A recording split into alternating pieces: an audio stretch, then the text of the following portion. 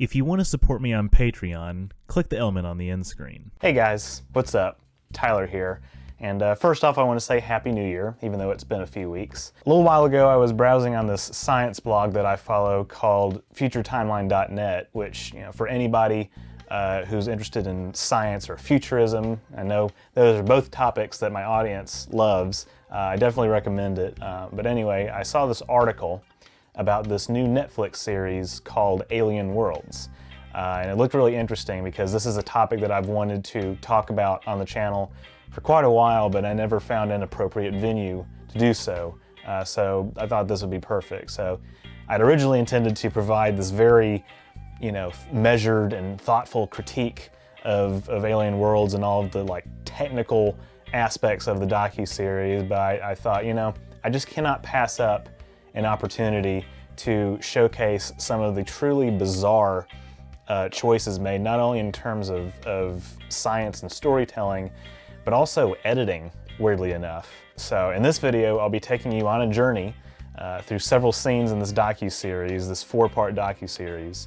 If you only want to see my final thoughts, you can skip to time code, but I think you'll want to stick around and see what I have to say. For the uninitiated, here's the description of the show on futuretimeline.net. Quote, applying the laws of life on Earth to the rest of the galaxy, a new series blends science fact and fiction to imagine alien life on other planets. But what might it look like, and how similar would it be to the animals and plants we are familiar with? The new show will attempt to answer that question as it features a dizzying variety of crawling, slithering, flying, and swimming creatures depicted in gorgeous, high-quality CGI. So, going in, I had a certain set of expectations. I knew that this would be focused on both science on Earth with real animals and plants, and also these alien worlds. And I didn't even watch the trailer. I just knew that this was something that I was going to like. I will say that some people with very big brain energy, some very stable geniuses who did watch the trailer also saw the series and had some very interesting takes. Yeah, let's not let those get in the way of our mission today, which is for me to let you bear witness to the visually breathtaking, intellectually stimulating exploration of some out-of-this-world flora and fauna. There's also some CG alien worlds too. So I'll set this up just like I experienced it for the first time. So there I was with a bowl of Cheerios, ready to consume this 4K entertainment.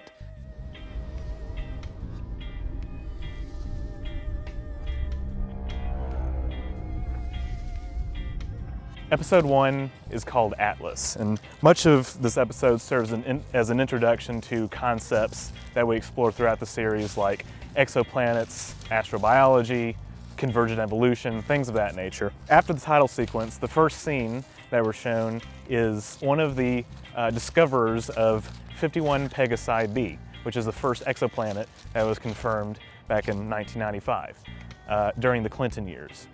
He gives us this very creative visualization of our local stellar neighborhood using these little points of light on top of stakes.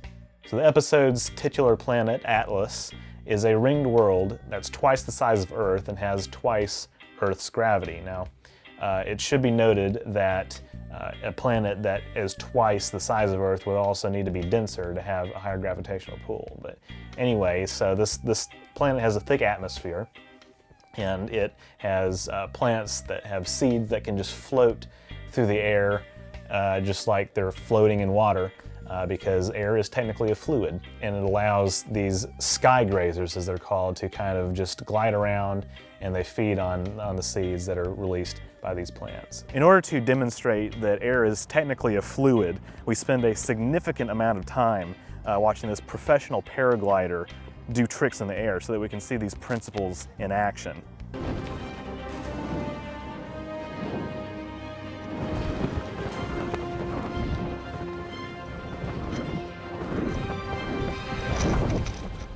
Something that I need to stress is that the amount of time that we spend on Earth with these Earth science segments is about twice as long as the amount of time that we spend on the alien worlds. And obviously there's a reason for this. It's mainly budgetary constraints, but I can see why some people would find it unbalanced. It would be better, I think, if it were more of like a 50-50 balance. But this is the way the show is presented.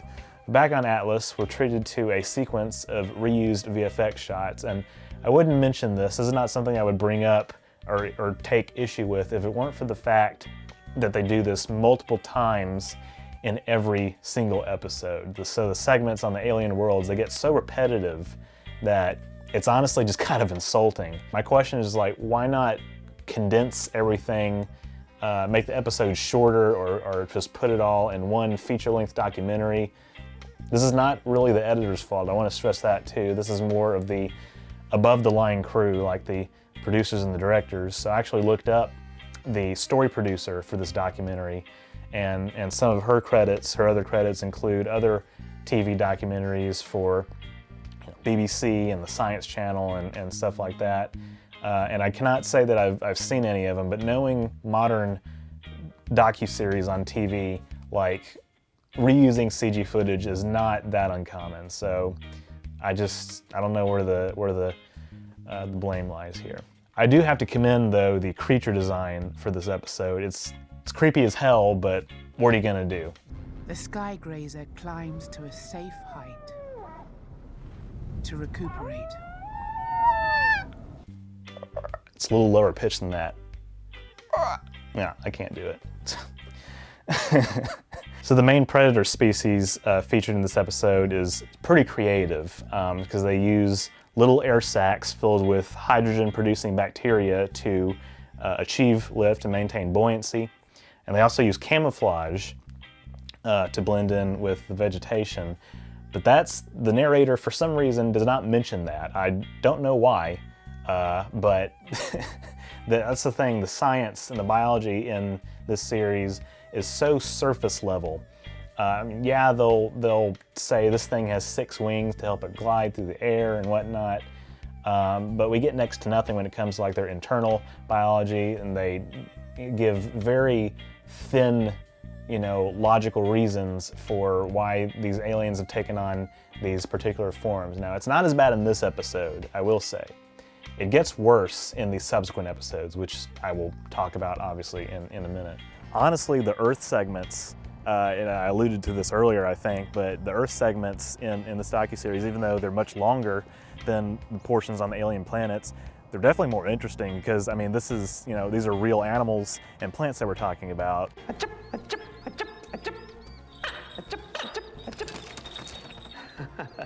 I guess one of the biggest takeaways for me is that I just really like nature documentaries.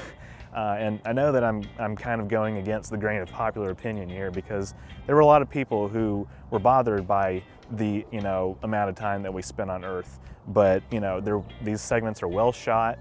It's interesting biology that we get to learn about. And again, those are just the most interesting portions for me.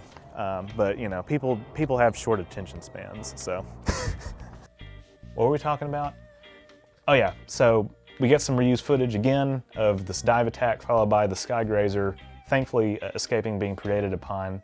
And then we see the beginnings of the sky grazer mating ritual, which leads us to my absolute favorite scene in this docuseries, or in this episode at least, which is the nature documentary cameraman who lives in his parents' shed in the English countryside. Now, I've seen people make fun of this guy for whatever reason.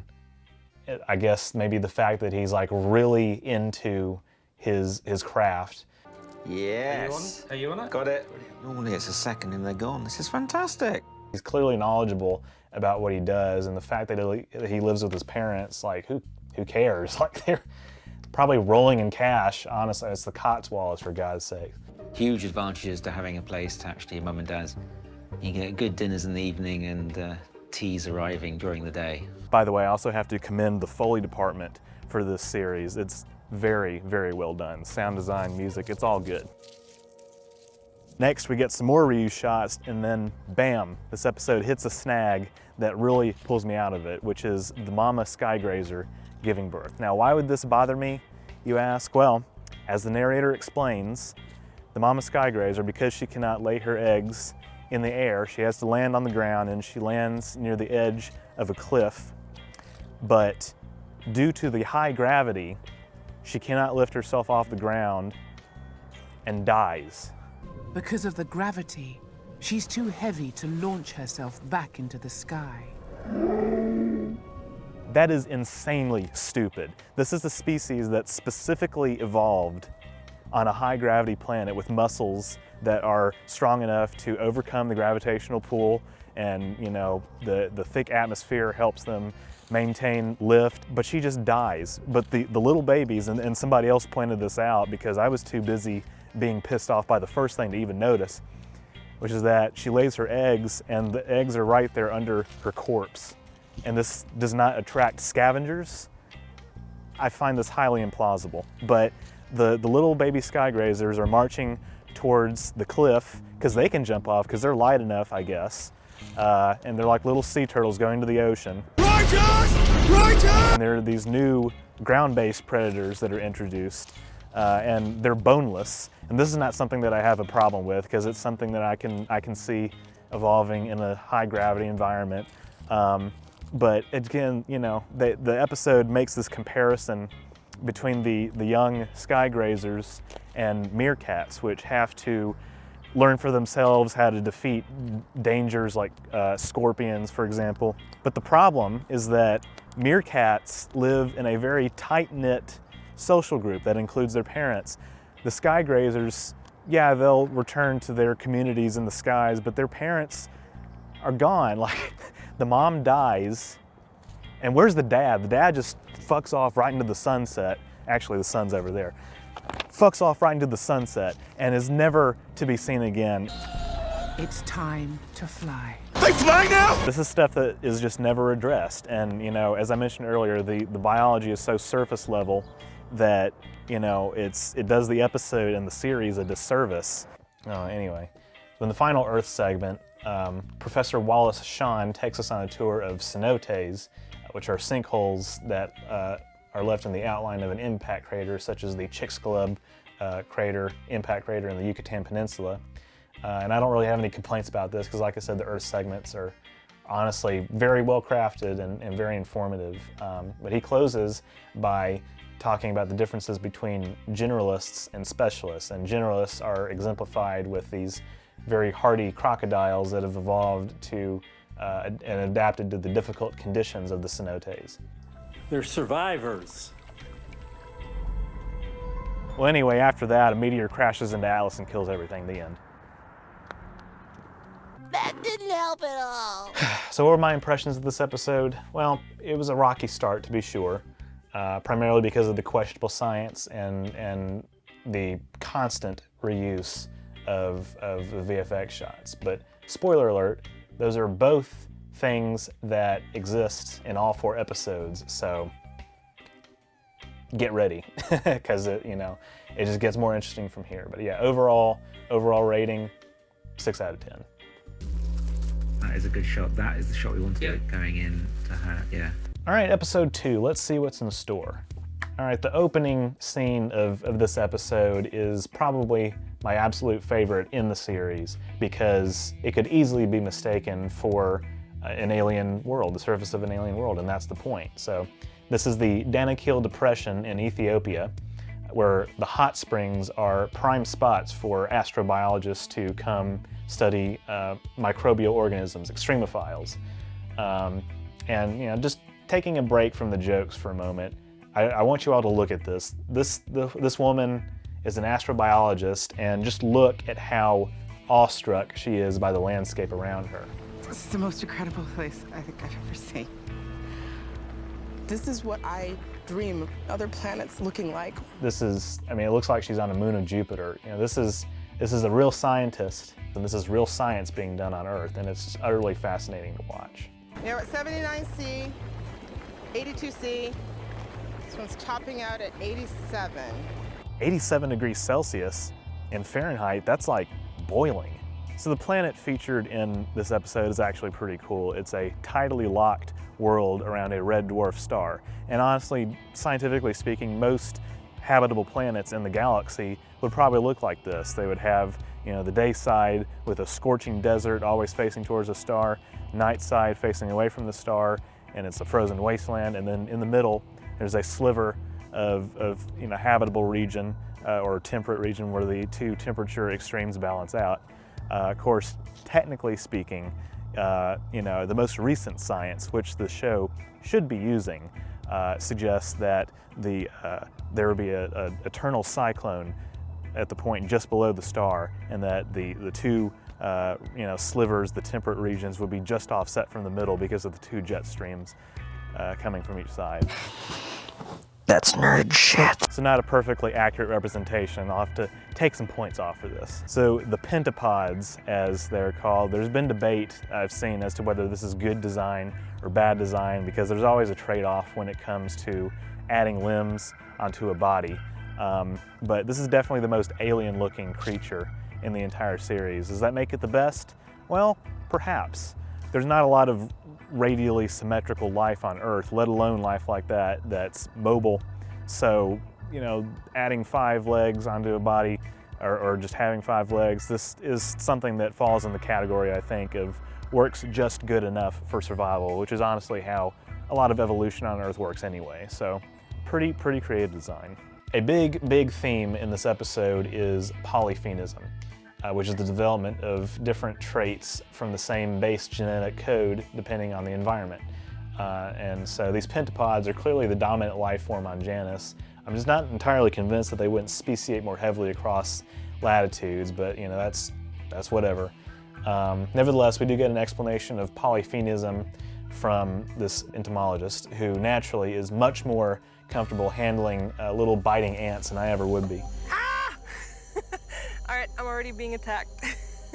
And there's so much personality to these scientists, and that's the thing. This show does a good job of humanizing these scientists and showing that these are actual people, just like the documentary cameraman from the last episode. I mean, he's clearly the weirdest character, so to speak, but therefore he's the most interesting. This is fantastic. Back on Janus, we get some reused shots. And this episode and episode 3 in particular are the worst offenders in this respect. And there's one shot in particular that's used like 3 or 4 times, including twice in the same scene, which is just very absurd. And I also have to wonder what the logic is behind this creature's primary orifice on top of its head being used for both feeding and for sex. They never address that. Just like a lot of things in this show, they never get into the nitty-gritty of the biology. It's all very surface level. And then also the way that these pentapods reproduce is also kind of a stretch, because these larvae are getting ejected into the atmosphere, and the wind is carrying them one direction towards the day side of the star, but there's a disconnect between what we're shown in the VFX sequence and what the narration describes, which is that the wind scatters them across the entire planet. But the wind provides an opportunity to scatter their larvae. This way, they can colonize the planet. That was weird. I really thought I would miss something. I've watched this clip like at least 30 times. But no, I just think that they got it wrong in the VFX sequence as opposed to what was in the narration, because realistically there would be bi-directional winds, going both ways. And so, yeah, that was just weird. Some more reused shots, and then another display of questionable science when the pentapod is feeding. So these little grubs that it's feeding on, they're actually not called grubs. There's something else that's called grubs. This other species that it's feeding on is never named for some reason, but it has 4 legs, and it's bilaterally symmetrical as far as I can tell. But my question is, wouldn't the pentapod's prey also have 5 legs? Because if they descended from a common ancestor, then they should have similar body plans. Unless the little prey that they're feeding on descended from a different line, which there is precedent for on Earth, because we have insects and fish that have different sets of limbs and whatnot, and amphibians and reptiles and all that. But it's never fucking explained. But just like I complimented the sound design in Atlas, which is good throughout the series, the sound design and the music, I do have to take a moment and share my appreciation for some of the creative cinematography that is shown during these Earth segments. So, for example, we're treated to these breathtaking shots of a scorpion glowing under UV light in the desert. It's just a juxtaposition of like this neon green glow and the purple sand, and it looks like something out of a Denis Villeneuve film. It's really, really good. Then we get some more reused shots, and it's even a tease because right away we're back on another location on Earth, and it's just the pacing is just so off for this episode in particular. And then another tease back on Janus, and then we're back on Earth again, but here's some more of that spectacular cinematography that I was talking about earlier, and this time it's an even more limited palette, just all red from this woman's headlamp, except for a little bit of yellow from the fireflies. This is the stuff that I'm really sold on. It's these Earth science segments that are extremely well crafted, and it's almost like we're getting these little splices and suggestions of alien life in between these Earth segments, and the editing is just eyebrow raising to put it one way. But I do like that they address things like adaptations of mimicry to fool the bioluminescent signals of the little grubs and everything. Everybody knows the story of Goldilocks and the 3 bears. She sneaks into their house and tries to eat their porridge. More reused shots again. I get that this is the conclusion, but I just want to demonstrate how annoying this is. And it's frustrating because this episode simultaneously exhibits both the best and the worst aspects of this series. So, but overall rating, I'll go for a 7 out of 10 because it definitely goes downhill from here.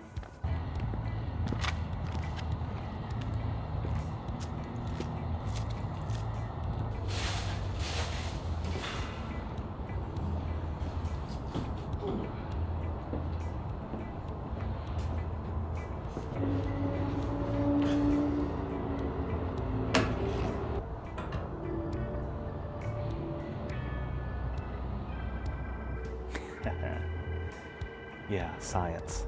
So I'm going to be skipping over quite a bit in these last few episodes because, honestly, besides the very intriguing Earth science segments that we get, episodes 3 and 4 are particularly sinful when it comes to their science and storytelling.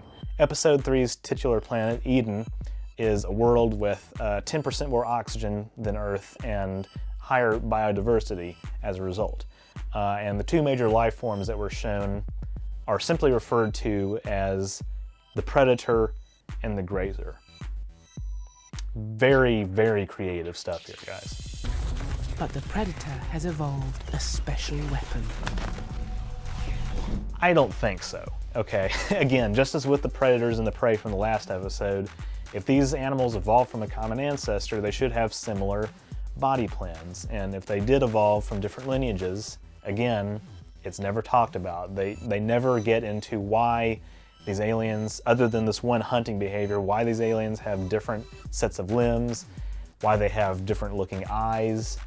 It's such a limited scope, and the creatures here, it's just like a primate with a weird nose and a rabbit thing, and it's like there's no explanation as to why they look the way they look. Different from Janus and Atlas, the previous 2 episodes, somewhere along the way, they just stopped trying as hard for these last 2 episodes. The Grazer reproduction process is particularly strange, not just because of these little worm things that come out of their bodies to create the embryos. That's fine, but because of this. Suspended above the ground, the embryos can grow, away from predators. Are you sure about that? Because you just said that the predators were perfectly evolved for life in the trees, so which is it? Perfectly evolved to live among the trees. Couldn't they just jump? It doesn't make any sense. These animals are so fucking stupid, I swear. It would be better, honestly, if the grazers laid eggs in burrows or something like that. Forget about all that, though, because now we're at the part that bothers me the most. Late in the summer on this planet, the fungi produce little poisonous orange fruit that the grazers consume, and they're infected, and then they infect the predators by proxy after they consume their prey. And it's an example of this complex multi-organism parasitic relationship that's not terribly hard to imagine, except for one teensy little problem. Why on Earth, or in this case, why on Eden, would the grazer not have evolved some mechanism to know to avoid the poisonous orange fruit that are very clearly different colors from their regular. It's just. And we see symbiotic relationships exemplified in an interview with Palongo, who is a member of the Hadza, which are a hunter-gatherer people who live in Tanzania. And we see how the Hadza men will communicate with this honey guide bird that leads them to these beehives where the men will forage for honeycombs and share a little bit of honey with the bird and take the rest back to their families. And so that's really cool, and it's an example of mutualism. And while the symbiosis on Eden is not mutualistic because it's very clearly not benefiting anybody except the fungi, the narrator does clarify that not every relationship like this always has to be lethal. We get some more reused shots. And the fungi do all this to grow their next generation, which feeds on the bodies of the dead predators. But you didn't need to say that because we can clearly see it. And this is called the mycelium, and it connects all of the other mushrooms in this area. Mycelium. Where have I heard that before? Possibly the most extraordinary thing about this mycelial system, and they will also be connected to their neighbors via the same mycelial system. The mycelial network is like Mycelial network. That's the Star Trek reference. Okay, this is all well and good, but we've gotten not one, but two examples of mutualism, and not one example of parasitism. Why? You can't find one example of parasitism to show us. Okay, this is so stupid. There's no way, only in a very roundabout way is this relationship beneficial to the grazers, because the fungi are growing out of the corpses of the predators to feed the next generation and whatnot. But in the meantime, the fungi is killing off all the wildlife in this forest. The remaining grazers die. It's the same every week. And that's the thing, we only see 2 animal species in this episode, and there's the second least creative character or creatures in the series. I say second least creative because of what's in store for us in the last episode. But for this, it's just a primate, a simple looking primate with a weird nose and a rabbit. That's it. You can't get more creative than that. But yeah, anyway, this rating for this episode, 5 out of 10, because the problems are emerging, believe me. Episode 4, in my opinion, is the worst and the most boring episode in the series. And don't get me wrong, there's good stuff in here, okay? Because we open, for example, on an astrophysicist driving to Area 51 to talk about alien civilizations and introduce that topic, and he makes a distinction between science fiction and what's more likely to be true in real life, and we get a good visualization of just how big the universe is with a bucket of water out of the ocean, and that helps kind of illustrate the narrow observation scope with projects like SETI. Every time we look at an individual star, that's like dropping a bucket in the ocean. And we get brief glimpses of the civilization on Terra and the legion of robots that tends to their needs.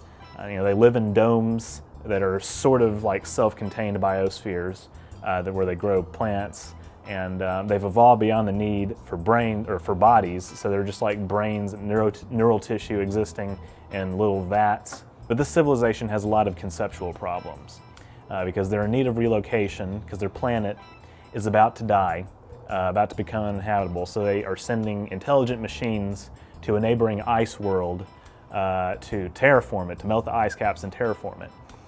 And the visuals are cool here, but again, just a few problems.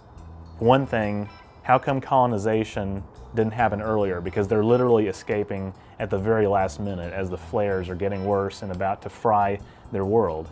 The civilization could have already existed on both planets to maximize their survival. And better yet, because these domes are self-contained biospheres, we see them flying off into space. Why do they have to terraform the other planet in the fucking first place?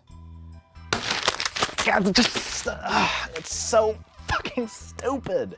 It's sloppy writing. It's sloppy sci-fi writing. And this civilization is supposedly hyper-intelligent. What do they use their hyper-intelligence for? Certainly not planning the logistics of traveling to a neighboring world. You know, they have no culture to speak of that we see. None of this is explained. Why do they not download themselves into their robots, their consciousness in the robot? None of this is explored. It's so boring. So by now, I think you all get the point. There's some nice footage of this Arecibo telescope where we sent a powerful radio message in the 70s to a star cluster 25,000 light years away. We briefly follow the scientist who's proposing that the telescope use some of its downtime to broadcast signals to nearby stars. And it's really sad because the Arecibo telescope actually closed in 2020, like a day before this Alien World series premiered on Netflix. Its structural integrity finally collapsed. It had suffered some critical damage in Hurricane Maria and a couple of earthquakes after that. So unfortunately, this project will not be able to go forward. But besides these Earth clips and the VFX on Terra, everything else in this episode is just very horribly executed. So 4 out of 10 easily. But you know what? It's fine. You know, I've ragged on this series, this whole video. Honestly, there's so much worse out there. It's not that bad, guys. Come on. It's fine. I'm fine. Okay, we're cool.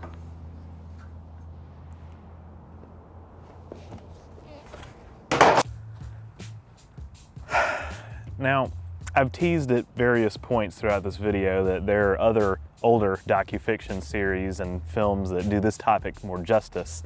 Even just perusing through the IMDb user reviews, while many of them were posted by brain-dead couch potatoes, there were still some useful recommendations. And one of them was Melody Sheep's Life Beyond, part 1 and 2 on YouTube, which I recommend anybody watching this video go watch immediately when this is over, then come back to my channel. But still, go watch Life Beyond. It pushes the boundaries of alien life far beyond anything that I thought was remotely possible. But I dug further because I really wanted to see what people had to say about alien worlds. I even went on Reddit. And you know, I actually came across some posts from biologists who had some of the same issues that I did with the science in the show, and they put it far more eloquently than I ever could have. But there were some other recommendations, and there were a couple that caught my eye in particular. So one of them was this 2005 Discovery Channel special called Alien Planet. It was based on a sci-fi novel or something, and it had interviews with like Michio Kaku and George Lucas and James Horner, Jack Horner, whatever the animal guy is. He was in there, and some other people. So that was fun. And then the other one was called Alien Worlds, and was produced in the UK, as was the 2020 Alien Worlds. And there's no connection between them as far as I can tell, but this other one was on Nat Geo, and it was a 2-part docuseries. And in Alien Worlds, I watched it. It was only available online as a 380p video on Dailymotion. You heard me, not 360p, not 480p, but 380p. I didn't even know that was a P that could be. But you see, Alien Worlds, it has 2 planets, 2 worlds that it features. So one of them is a planet tidally locked around a red dwarf. The other one is a moon of a gas giant with a thick atmosphere. The animation was clearly dated and oftentimes outright bad. But I didn't care at this point. I was just happy to see, a docufiction series go more in depth and actually kind of flesh out the biology and the nitty-gritty of some of these fictional environments. But in the US, it was narrated by Michael Dorn. I couldn't find that version, so the British version, which was narrated by a Kiwi evolutionary biologist, would have to suffice. But it was still interesting nonetheless. Let me show you some of the similarities between the 2020 Alien Worlds and this 2005 Alien Worlds. And like I said, as far as I can tell, there's no connection outside of the name, but here you go. Soaring high above the pagoda forest, are sky whales. They're feeding on clouds of floating plants buoyed up by the dense atmosphere.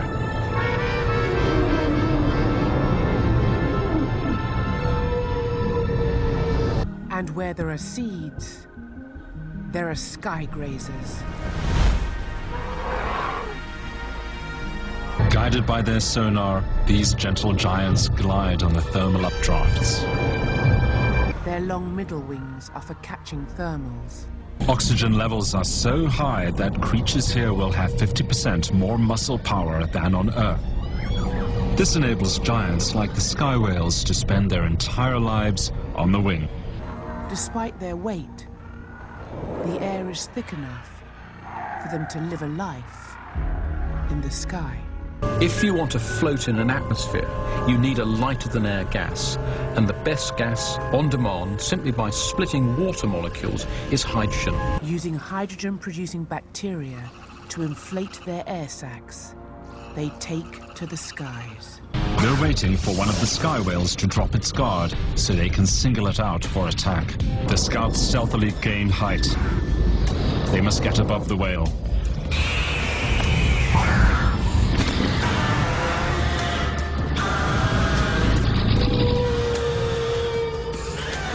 Its desperate battle to escape has failed.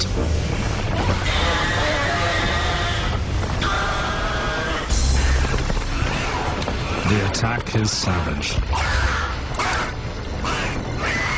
The predators make their move.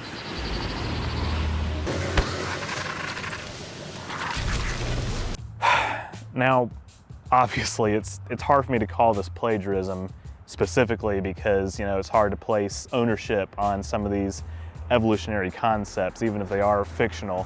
But nevertheless, like I said, they speak for themselves, so do with that what you will. That said, I definitely would recommend the 2005 Alien Worlds two-part series, as well as Alien Planet. There's not as much lifted from Alien Planet as far as I can tell. You can find it on YouTube. But it also does a really good job of fleshing out its fictional environments and having more than just 3 animal species in one single runtime. So that's something as well. I would also recommend The Future is Wild, which is another speculative biology series that was originally on Animal Planet, I think, from like 2003.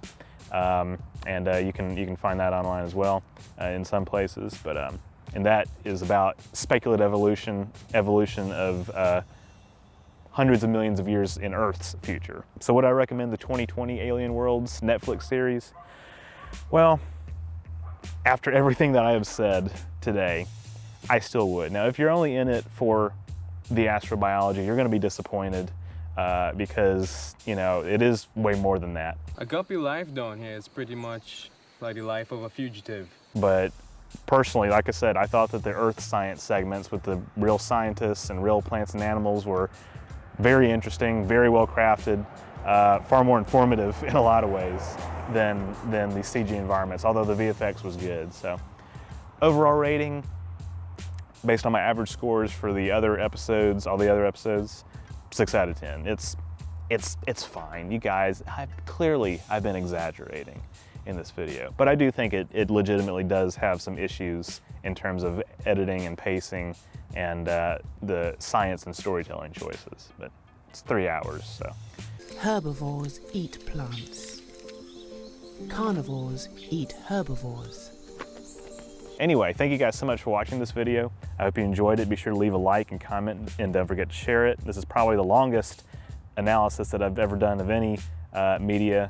It may not be true. I think I might have done some longer reviews, but or at least one, but in either case, I had fun doing the research for this video, and it's always fun for me to be able to turn some of my leisurely viewing activity into material for a video for you guys to enjoy. So don't forget to subscribe, don't forget to be awesome. Social media links below, and I'll see you later.